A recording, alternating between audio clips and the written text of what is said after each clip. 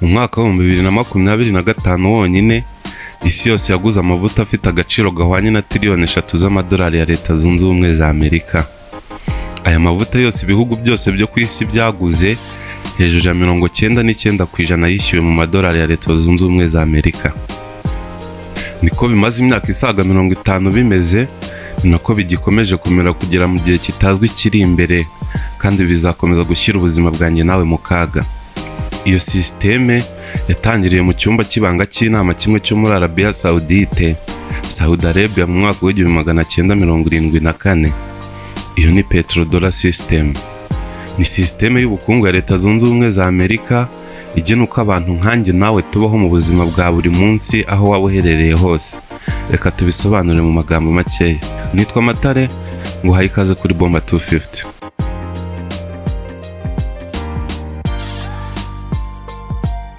Ku itariki ya 15 z'ukwezi kwa munani mu 1971, uwari perezida wa Leta Zunze Ubumwe za Amerika Richard Nixon yagaragaye kuri televiziyo y'iki gihugu aravuga ati nahaye sekreteri Konara amabwiriza yo guhagarika uburyo bwo kuvunja amadolari muri zahabu, converting dollar into gold. Impamvu yabimuteye nuko ubukungu bw'iki gihugu bwari bwifashe nabi. Idolari rya Leta Zunze Ubumwe za Amerika ryendaga kugira agaciro kangana nk'urupapuro rusanzwe. Ariko se ubundi byari byaragenze gute kugira ngo Leta Zunze Ubumwe za Amerika zijye ziha ibihugu amadolari hanyuma ibihugu nabyo bizihe zahabu? Nyuma y'intambara ya kabiri y'isi yose, ibihugu byumvikanye na Amerika ko idolari ryayo rigomba kuba ifaranga rikoreshwa mu bucuruzi mpuzamahanga, kuko ubukungu bw'iki gihugu butari bwarashegeshwe n'intambara y'isi, kubera ko intambara ya kabiri y'isi itigeze ibera ku butaka bwa Leta Zunze Ubumwe za Amerika. Inganda zabo zakomeje gukora, ni ukuvuga ko ubukungu bwabo bwari buhagaze neza. Aya masezerano yitwa Bretton Woods System. Ni amasezerano y'amateka yasinywe mu mwaka wa 1944 i Bretton Woods muri New Hampshire.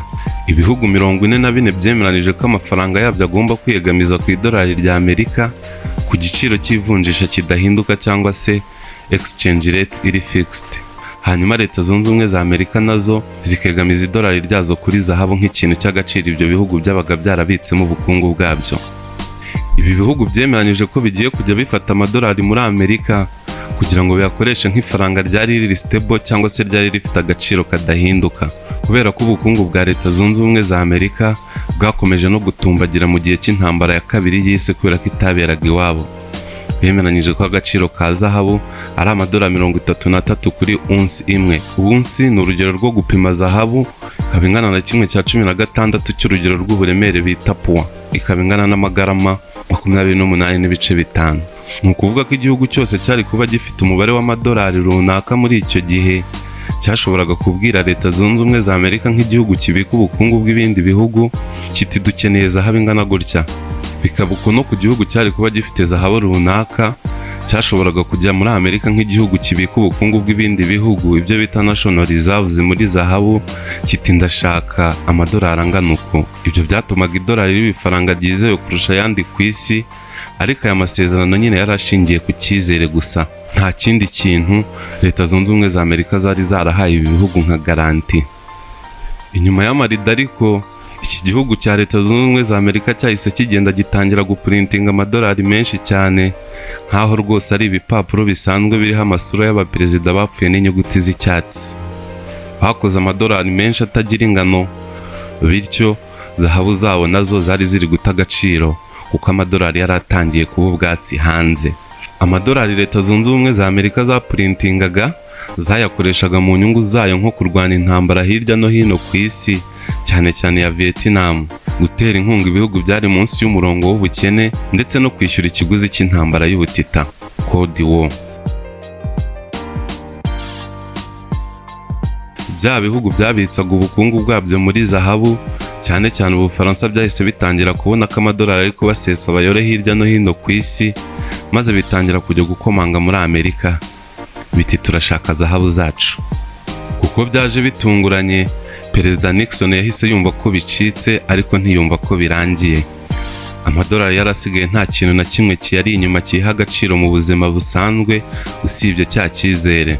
Trust bari babafitiye gusa, kandi nacyo cyari gitangiye kuyoyoka kuko bya bihugu byabonaga kizaraza amasinde. bijya kuba bibi cyane mu kwa 10 mu 1973 ibihugu by'Abarabu birangajwe imbere na Misiri na Syria byagabye intambara kuri Isirayeli. Ni intambara yiswe Yom Kippur War. Nk'uko zamye zibigenza kuva zishinga leta ya Isirayeli mu burasirazuba bwo hagati zifatanyije n'Abongereza, Leta Zunze Ubumwe za Amerika zafashije Isirayeli muri iyi ntambara, maze ibihugu byacukuraga amavuta menshi byibumbiye mu muryango wa OPEC nabyo bihita bikoresha intwaro byari bifite. Amavuta byahise bihagarika gucukura no gucuruza amavuta mu rwego rwo guhima Leta Zunze Ubumwe za Amerika, kuko yari ikeneye amavuta menshi cyane kubera inganda zayo, maze igiciro cy'amavuta gihita gitumbagira kikuba 4 kiva ku $3 ku kagunguru kigera ku $12. Amavuta yahise abura burundu muri Amerika, ibyapa byo ku masitasiyo ya lisansi na mazutu byandikaho ngo mwihangane nta mavuta ahari. Leta Zunze Ubumwe za Amerika zari zisigaye zifite amadolari menshi zapurintinze, ariko nta zahabu ihari yo kuyabakinga ngo agire agaciro. Ni ukuvuga ko idolari ryendaga guhinduka nk'urupapuro rusanzwe, hanyuma ibiciro by'ibikomoka kuri peteroli byo muri Amerika bikomeza gutumbagira. Iki gihugu cyari gikeneye ikintu gishyashya cyakomekwa ku idolari ryacyo rikongera kugira agaciro, maze Perezida Richard Nixon n'abandi bari bakomeye mu butegetsi bwe bashaka ikintu cy'ingenzi buri gihugu gikenera kandi mu buzima bwa buri munsi ngo kibeho, ku buryo niba kigira icyabo kizababera intwari izatuma isi yose iba nta yandi mahitamo ifite usibye gukoresha ya madolari yaratangiye guhinduka impapuro. Icyo kintu baratekereje basanga ni amavuta yari ari gutuma ubukungu bwabo bugwa hasi mu buryo babonaga ari uburyo bwo kutazabyuka. Hari umugabo witwaga Henry Kissinger wari umujyanama wa perezida mu by'umutekano, aza no kuba umunyamabanga wa leta, Secretary of State. Uyu abategetsi bo muri Amerika bamutekereye umutwe ngo nawe ajye kuwutekera kimwe mu bihugu byacukuraga peteroli nyinshi ku isi. Ku itariki ya 8 z'ukwezi kwa 11 mu 1973 Henry Kissinger yagiye muri Saudi Arabia Saudite, ariko nta kintu na kimwe yari ajyanye usibye wa mutwe bamutekereye gusa kugira ngo nawe ajye kuwutekera abandi. Saudi Arabia nicyo gihugu cyacukuraga amavuta menshi ku isi. Kissinger ageze muri Saudi Arabia yabwiye umwami Faisal ati Your Majesty, nyamara mucunge neza, dufite amakuru yuko hari abantu bashaka kuzabagabaho ibitero bakabarimbura. Twashakaga kubaburira ariko tukanababwira uko twabafasha. Yaramubwiye ati turashaka kubafasha ariko namwe mubanze mudufashe, mugomba kujya mugurisha amavuta yanyu mu madolari ya Leta Zunze Ubumwe za Amerika gusa. Birumvikana muzabona amadolari menshi mubone mutabona icyo muyamaza, kubera ko igihugu cyanyu giteretse kuri peteroli gusa. Ariko ayo madolari muzayazane muyashore mu mpapuro mpeshamwenda za Leta Zunze Ubumwe za Amerika, hanyuma natwe tuzazana abasirikare bacu barinda umutekano, barinda ibirombe byanyu by'amavuta, ntawe uzaba ukibateye kuko twamutera Kirimbuzi. Ati kandi ni mu byanga tuzi umuntu uzabatera. Mu 1974 Saudi Arabia yarabyemeye, maze itangira kugurisha amavuta yayo yose mu madolari ya Leta Zunze Ubumwe za Amerika gusa.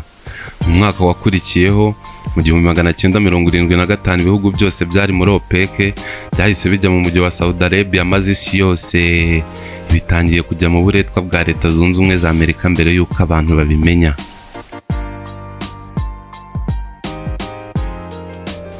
Ni kuvuga ko igihugu cyose cyari gikeneye amavuta kuva mu 1974 cyari gikeneye kubanza kikagira amadolari.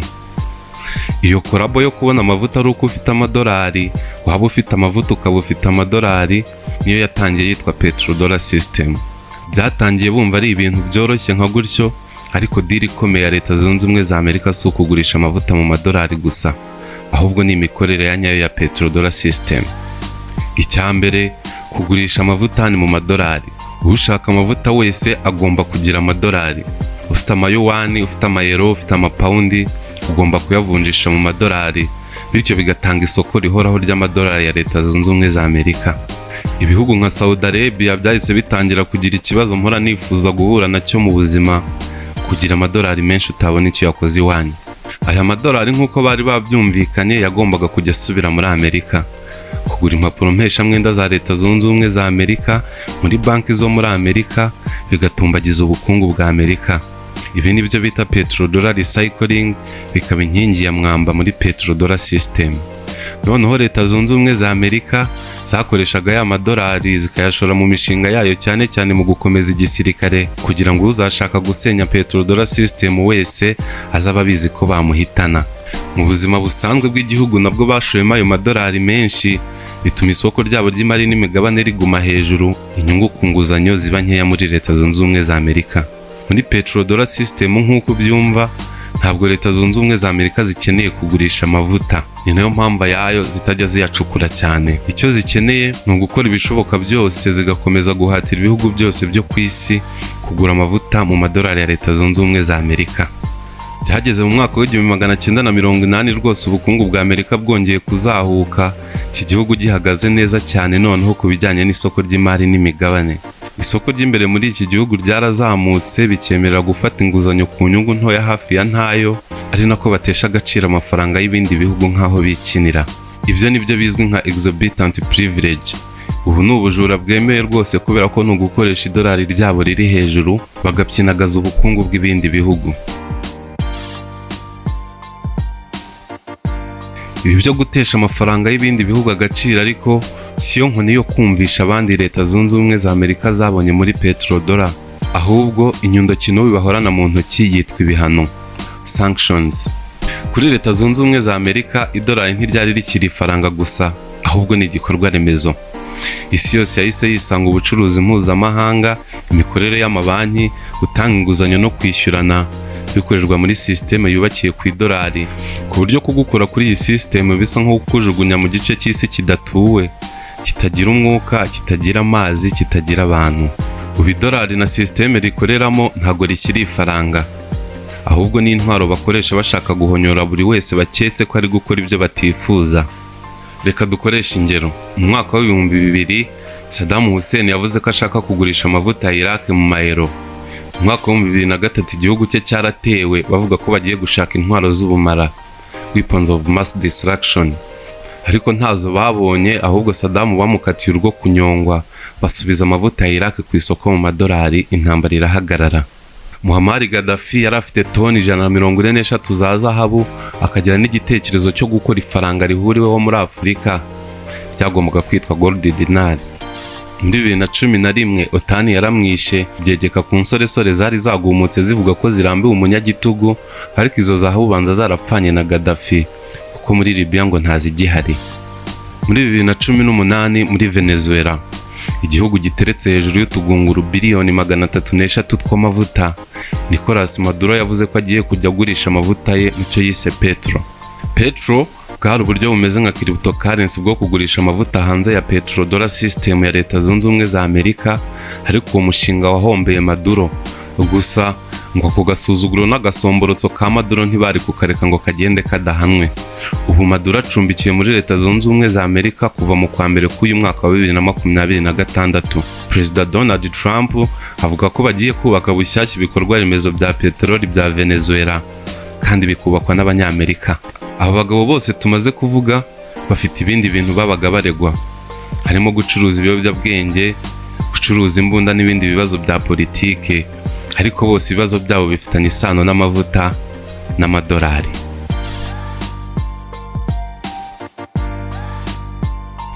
Mu mwaka wa 2022 ubwo Uburusiya bwateraga Irenze, Leta Zunze Ubumwe za Amerika zahise zifatira imitungo y'Uburusiya ingana na miliyari 300 z'amadolari ya Amerika, ibyo bita gufreezinga assets. Ariko hano noneho ibihugu byose byahise bibona ko ntawe bihagaze rwose, mu gihe bizakomeza kwiringira kubika ubutunzi bwabyo national reserves mu madolari ya Leta Zunze Ubumwe za Amerika. Ikigaragara nuko iyo mitungo iba ari iyawe mu gihe udafitanye ibibazo na Leta Zunze Ubumwe za Amerika gusa. Niyo mpamvu havutse umuryango nka BRICS uhuriyemo ibihugu nka Brazil, Uburusiya, Ubuhinde, Ubushinwa na Afurika y'Epfo. Ikigamijwe mu by'ukuri bavuga ko ari ugukora umuryango nka NATO, nka OTAN wo gutabarana, ariko ahanini urebye uyu muryango wubakiye ku gushaka guhunga ibihano by'ubukungu. Ikigamijwe mu by'ukuri ni ukugerageza bagashaka uko bazabona ubundi buryo ibihugu byabo byabasha kujya bibika ubukungu bwabyo butari mu madolari ya Leta Zunze Ubumwe za Amerika. Nibyo twaba tuvuze kuri Petrodollar system uyu munsi. Intwaro ya Leta Zunze Ubumwe za Amerika irutira Kirimbuzi. Ibiganiro byacu byo nakagaruka. wabikunze wabisangiza abandi, ugakora subscribe kuri Bomba 250 kugira ngo tujye tubana buri munsi. Njye nitwa Matare, Imana y'u Rwanda ibane namwe.